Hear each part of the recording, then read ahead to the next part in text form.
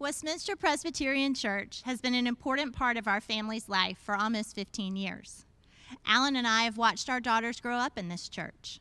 Murray and Julia attended the weekday school, participated in Vacation Bible School, and cultivated a relationship with God through church nursery and Sunday school classes.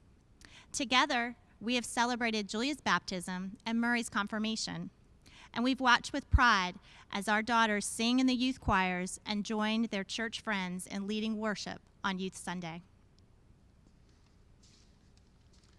Like all of you, we feel that every aspect of life has been affected in some way over the last 8 months.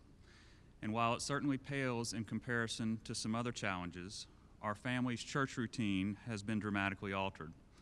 Sunday mornings were typically spent rushing around, scrambling to make the 9 o'clock service on time. And as the girls became teenagers, we rushed around, scrambling to make the 11:15 service on time.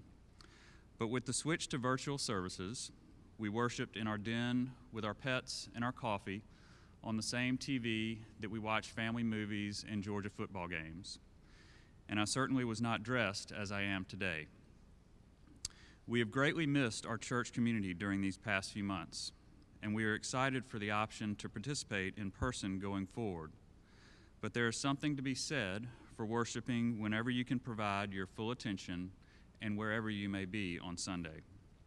We are so very thankful to the session and the pastoral staff who have provided us with ways to safely come together for prayer, education, and enlightenment. Over the past few weeks, as we prepared for Commitment Sunday, our family has talked a lot about what Westminster means to us. Youth group and trips to Montreat have brought me closer to my friends in the church and have taught me so much about what it means to be a member of a community of faith. Youth group looks different this year, but the goal is the same. Together, we work to establish a more intimate relationship with God. I have also found fellowship at Westminster through sports. This year's church basketball season may need to be adjusted, but over the years, the members of my team have developed a bond that COVID-19 can't take away. The experiences I have had with WPC members are important to me. In August of 2019, my mom, Murray, and I participated in Westminster's Civil Rights Pilgrimage trip to Atlanta, Birmingham, and Montgomery. This trip introduced me to members of our church I had never met before, and together we learned about the struggles of the civil rights movement in the South. Even though the topics were serious, we still managed to have fun with our church family. It was both educational and spiritual. The world has been changed by the pandemic, and we feel it is essential to come together and pledge to support those causes most important to us.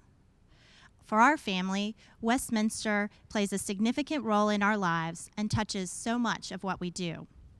The ministers and staff here have supported our family during difficult times, and they've taught us how to be faithful servants. I'm especially proud that Westminster puts such a heavy emphasis on witness and service in our annual budget. While I was on the session a few years ago, I served on the Finance Committee. I assure you that the processes in place at our church ensure that budgeted funds are spent wisely and responsibly. Alan and I know that the money we pledge today will be used for God's work, and we appreciate the effort which goes into making that happen. Thank you so much to our church and to you, the congregation, for making Westminster such a special place for our family. As we reach the conclusion of this season of giving, please prayerfully consider your pledge. We can make a significant impact if we do it together.